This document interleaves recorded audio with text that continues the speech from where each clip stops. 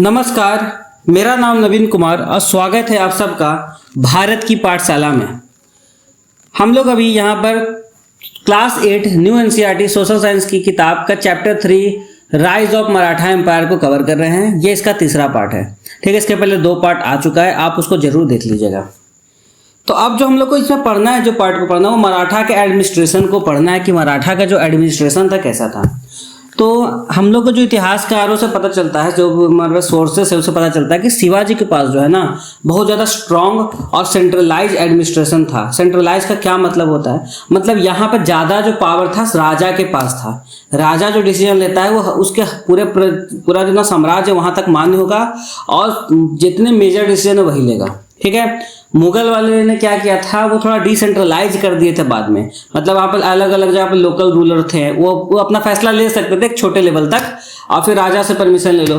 यहाँ पर वो नहीं था, यहाँ पर सेंट्रलाइज था, यानी सारा कुछ आपको शिवाजी को बताना है, क्या हो रहा है क्या नहीं हो रहा है, एकदम सेंट्रलाइज। ठीक है, वो पुराना सिस्टम जो था कि जॉब हेरिडिटी पे दो, मतलब कि आपके पिताजी अगर किसी पोस्ट पे हैं तो बेटे को भी पोस्ट मिल जाएगा, ये वाला सिस्टम उन्होंने खत्म कर दिया। मतलब जो टैलेंटेड होगा उसको वहाँ पे जॉब मिलेगा, मेरिट पे यहाँ पे जॉब मिलेगा।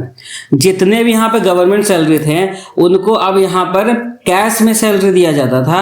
पहले में क्या होता था ना, पहले जमीन ग्रांट में दे दिया जाता था। जैसे कि कोई हम किसी के यहाँ सेनापति हैं तो उसको एक जमीन दे दिए और जमीन का इस्तेमाल वो टैक्स ले नहीं कर रहा है, तो हो सकता है वो जब टैक्स ले रहा है लोगों से तो बहुत ऑपरेसिव हो, जबरदस्ती कर रहा हो, तो उस केस में बहुत अत्याचार हो जाता था लोगों के साथ। तो यहाँ पर उन्होंने क्या व्यवस्था किया कि कैश में आप पैसा लीजिए, आपको जमीन नहीं दिया जाएगा, जो भी आपका नीड है आप उस कैश से आप पूरा कर सकते हैं।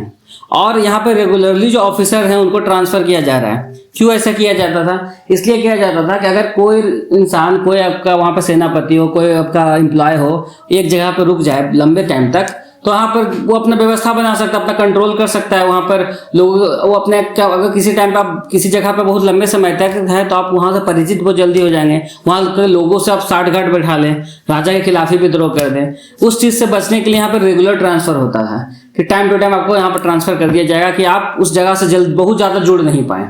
ठीक है, अपने सत्ता को बचाने के लिए मराठा वाले ऐसे करते थे। अब देखिए, जो शिवाजी के बारे में क्या एक बात फेमस था कि वो जो अपने सोल्जर को लेकर अपने लोगों के प्रति बहुत संवेदनशील थे। ठीक है, अगर किसी सोल्जर का डेथ हो जाता है वार में तो उनकी जो पत्नियां थी उनको वहाँ पर पेंशन दिया जाता था। ठीक है, और जो सोल्जर आपके जिनका डेथ हो गया उनके बेटों को यहाँ पर मिलिट्री जॉब दिया जाता था। यानी अब पहले जो स्लाइड में हमने देखा है कि यहाँ पे हेरिडिटरी पोस्ट नहीं होता था, लेकिन यहाँ इस केस में उनको दिया जाता था क्योंकि उनके पिताजी के वो पिताजी उनके शहीद हो गए वार लड़ने के लिए मराठा एम्पायर के लिए। तो यहाँ पे कुछ एक्सेप्शंस है ये। ठीक है, और ये भी बताता है कि शिवाजी कितना ज़्यादा रिस्पेक्ट करते थे अपने आर्मी को लेकर, अपने परिवार को लेकर, अपने फैमिलीज को लेकर, सबको वो अपने परिवार का हिस्सा ही मानते थे और उनके उस नेचर को ये बताता है। ये आप देख सकते हैं शिवाजी के टाइम पर कुछ कॉइन्स जो मिंट होते थे जो लोगों के द्वारा इस्तेमाल किया जाता था वो यहाँ पर दिया हुआ है। अब आप इसके बारे में सोचिए, think about it. Shivaji letter, Shivaji ने अपने ऑफिसर को ऑर्डर दिया कि तुम किसी से कोई जबरदस्ती छीनोगे नहीं। देखिए कभी कभी युद्ध लड़ने के लिए जब जाते हैं आर्मी लोग तो जिस जगह पे गए तो वहाँ जबरदस्ती लूटपाट भी करने लगे, लोगों को मारने लगे। हो सकता है राजा ने ऑर्डर नहीं दिया हो, अपने मन से करने लगते हैं कि राजा के नाम पर। तो उन्होंने सख्त मना किया, बोले किसी को परेशान नहीं कीजिएगा, उन्होंने ये कहा। और पेड़ों को मत काटिए। पहले क्या होता था, पेड़ का इस्तेमाल बहुत होता था। हाँ, यहाँ पर जहाज बनाने के लिए और भी चीज़ों के लिए पेड़ काट करके लकड़ी लाया जाता था, लेकिन वो समझते थे इन्वायरमेंटल को डैमेज नहीं करना चाहिए, इन्वायरमेंट को बचाना चाहिए। और उन्होंने कहा जो भी फल देने वाले ट्री हैं उनको तो बिल्कुल नहीं काटिए आप, तो क्योंकि फल वगैरह क्या है, एक तरह का फूड का सोर्स है, तो आप उसको ज़्यादा नुकसान मत कीजिए। ठीक है, अगर नेवी के लिए आपको पेड़ काटना है तो पहले आप परमिशन लीजिए कि हमको पेड़ काटना है राजा से, उसके बाद ही आप काट सकते, उसके पहले आप नहीं काटिए। ठीक है, लोगों को हर्ट मत कीजिए, नेचर को मत कीजिए। ये क्या दिखा रहा है, वो सोचिए उस समय वो नेचर के बारे में सोच रहे हैं और उनकी महानता के बारे में हमें पता चलता है। अब देखिए यहाँ पे की ऑफिसर क्या थे आपके, एक आपके छत्रपति जो किंग होता था। ठीक है, प्रधान जो प्राइम मिनिस्टर जो एडवाइस करेगा किंग को, अमात्य फाइनेंस मिनिस्टर जो अभी के जो फाइनेंस के मुद्दों को यहाँ पर देखेगा। सचिव क्या था, लैंड रेवेन्यू, लैंड में कितना रेवेन्यू आ रहा है वो उसको देखेगा। सेनापति कमांडर इन चीफ होता था। सुमंत हो गया फॉरेन अफेयर मिनिस्टर, न्यायाधीश हो गया चीफ जस्टिस। तो ऐसे ऑफिसर का लिस्ट था, जैसे आज के सेंट्रल मिनिस्टर सबके होते हैं उस तरीके से उन्होंने भी बनाकर रखा था। अब देखिए क्या क्या टैक्स लेते थे, तो दो तरह के टैक्स वो लेते थे। एक लेते थे चौथ, एक लेते थे सरदेशमुखी। चौथ क्या था, मराठा यहाँ पे दो तरह का जो टैक्स था। चौथ जो है, जो भी आपका टैक्स आ रहा है, जो भी आप रेवेन्यू बना रहे हैं, उसका 25% आपको देना है। मतलब अगर आप 100 रुपये कमा रहे हैं तो 25 रुपये आपको उसको देना पड़ेगा, ठीक है। और सरदेशमुखी जो है extra 10% on top of the chauth, ये 10% एक्स्ट्रा जो है वो चौथ देने के बाद भी आपको देना पड़ता था। और इसके रिटर्न में क्या होता था, इसके रिटर्न में मराठा जो है मिलिट्री प्रोटेक्शन देते थे और लोकल मैटर में इंटरफेयर नहीं करते थे। मतलब आपसे अगर टैक्स ले रहे हैं तो आपको प्रोटेक्शन दे रहे हैं, वो पैसा आपको प्रोटेक्शन में भी इस्तेमाल किया जा रहा है ताकि आप सुरक्षित रहें, ठीक है। ऐसे आप टैक्स रेट को देखेंगे तो टैक्स रेट हाई है कि अगर कोई कमा रहा है उसको तब 30 से 35% ले रहे हैं तो वो इनजस्टिस के जैसा ही है। लेकिन उस समय और जगह तो और बुरा हाल था, और जगह 50-55% तक ले लिया जाता था, ठीक है। अब मुगल जो है यहाँ पे भी कुछ सिस्टम से एग्री किए थे कुछ जगह पे ये चीज़। अब देखिए मराठा कॉइन्स, मराठा जो कि जो कॉइन मुगल स्टाइल के कॉइन्स यूज किया था स्टार्टिंग में पॉपुलरिटी गेन करने के लिए, अपने कल्चरल सिंबल को ऐड किए। गणपति पंत्र प्रधान रूपी हेड हो गया, देवनागरी स्क्रिप्ट ऐड किए, Persian script, one side head lord Ganesh name, other side loyalty to the Peshwa. जब एक आपको कॉइन का इमेज दिखाए थे वो इस चीज़ के बारे में यहाँ पे बात कर रहा है। अब है मराठा मिलिट्री एडमिनिस्ट्रेशन। मराठा का जो आर्मी था उसको 3 पार्ट में डिवाइड किया गया था। एक था इन्फेंट्री, फुट सोल्जर, जो थल सेना होता था। दूसरा होता है कैवेलरी, हॉर्स राइडर, यानी जो घोड़ों पर बैठ के लड़ाई लड़ते थे। तीसरा था नेवी। उस टाइम पे उन्होंने नेवी पे बहुत ध्यान दिया, वो जानते थे कि नेवी मजबूत होना बहुत जरूरी था। ये उस समय के लिए नया था, उस समय नेवी पे इतना ध्यान नहीं दिया जाता था। हमें उसमें क्या ही पता था कि बाहर से अंग्रेज आके हम लोग यहाँ पे गुलाम बनाएंगे, अपने इतना ये करेंगे।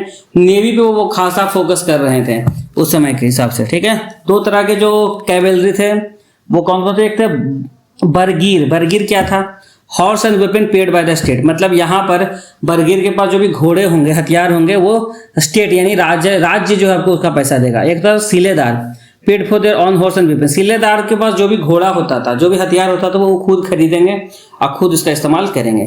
तो 2 तरह के यहाँ पे कैवेलरी सोल्जर हुआ करते थे। अब वेपन एंड मॉडर्नाइजेशन। अब क्या हथियार इस्तेमाल करते थे, तलवारों का इस्तेमाल करते थे, लैंसेस हो गया, गन हो गया, रॉकेट हो गया, ठीक है। उसका इस्तेमाल शिवाजी के टाइम पे वो करते थे, ठीक है। और 18th सेंचुरी में वो यूरोपियन स्टाइल आर्मी को स्ट्रॉन्गर, मतलब कि 18th सेंचुरी में क्या था, यूरोपियन क्या था, पूरा यूरोप दुनिया भर में अपना सब जीत रहा था, लड़ाई लड़ रहा था। उस तरह के आर्मी को बनाने की कोशिश कर रहे थे। Maharaja Scindia trained a large army using European method. और यूरोपियन अपने आर्मी को कैसे ट्रेन करते हैं, तो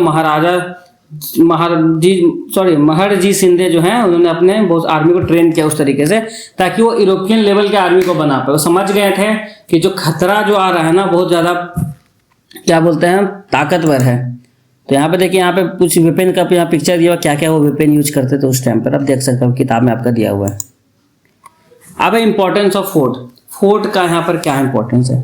फोर्ट जो था आपका मराठा के स्ट्रेंथ का बेस था। ये फोर्ट जो किला था वो क्या दिखाता था कि मराठा एम्पायर कितना स्ट्रांग है, ठीक है। मतलब कितने जो किले हैं वो अपने दिखाते, किले से क्या पता चलता है कि कितने ताकतवर फोर्ट बनाए हैं। शिवाजी है वो फोर्ट बनाते थे लोगों की रक्षा के लिए भी, अपने साम्राज्य को बचाने के लिए। और साथ में क्या करते थे, ट्रेड रूट को वहाँ पर कंट्रोल करते थे, आर्मी को वहाँ पर शेल्टर, आर्मी वहाँ पर रुक सकते थे, गोरिल्ला वॉरफेयर का इस्तेमाल करते थे। अगर पहाड़ों के पास कोई आपका जंगलों के पास फोर्ट बना हुआ है वहाँ छुप कर वहाँ पर अटैक करने का वो काम करते थे।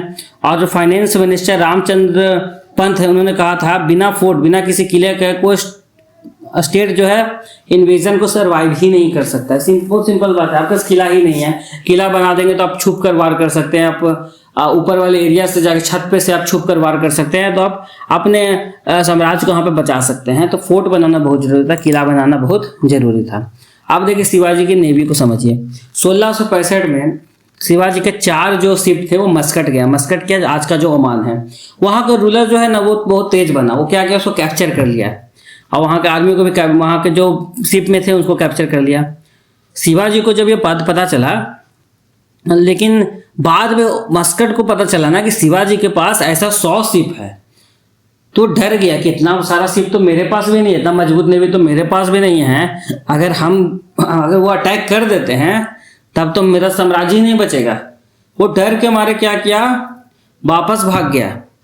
और ये दिखा रहा था कि शिवाजी को उसमें नेवी कितना स्ट्रांग था, ठीक है। नेवल पावर को दिखा रहा है कि वो बहुत मजबूत वहाँ पर शिवाजी ने अपनी नेवी पावर बनाया था, ठीक है। पिक्चर आप देख सकते हैं, ये इंग्लिश शिप पे जो अटैक कर रहा था मराठा के शिप्स। तो उन्होंने समझा था कि यहाँ पर समुद्र से में भी हमको मजबूत बनना पड़ेगा। फिर हम maritime supremacy and Kanhoji Angre.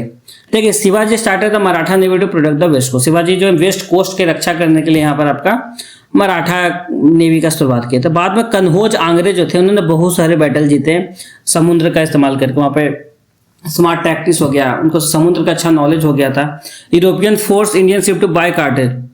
European जो है फोर्स के इंडियन शिप को पास खरीदने के लिए मराठा जो इस रूल को रिवर्स किए। और फिर अब यूरोपियन को वहां पर सोचिए अपना आधिपत्य बना, पहले यूरोपियन अपना आधिपत्य बनाए हुए थे समुद्र में। अब मराठा उस एरिया में गए, उनको कैप्चर किया और अब यूरोपियन को बोले कि अब तुम पास दो हमको, ठीक है।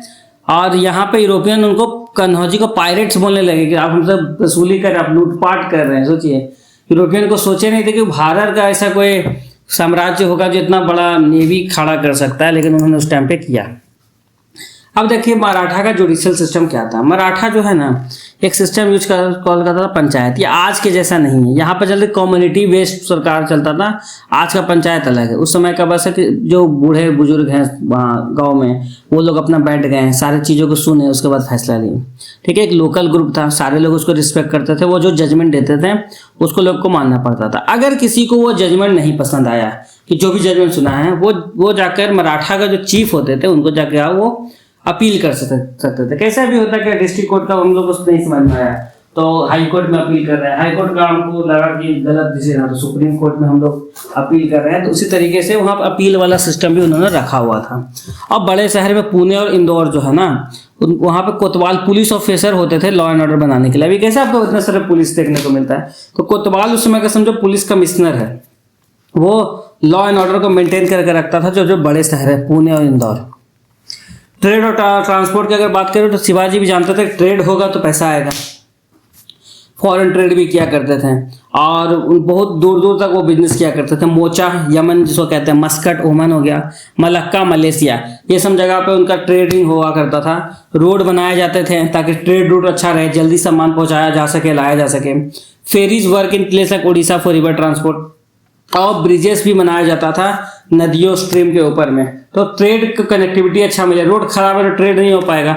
रोड अच्छा करो, ब्रिज अच्छा करो, सारा कुछ अच्छा करो तब ना अच्छा ट्रेड होगा, ट्रांसपोर्ट होगा। तो उस पर उन्होंने बहुत फोकस किया, ठीक है। इतना ही आपके पढ़ना है इस पर और हम उम्मीद करते हैं आपको चीज समझ में आया होगा। अगर नहीं समझ में आया है तो आप कमेंट करके बताइए। कोई अगर सजेशन हो तो वो भी आप दे सकते हैं। इसको लाइक कीजिए, शेयर कीजिए, सबको सब्सक्राइब कीजिए। धन्यवाद।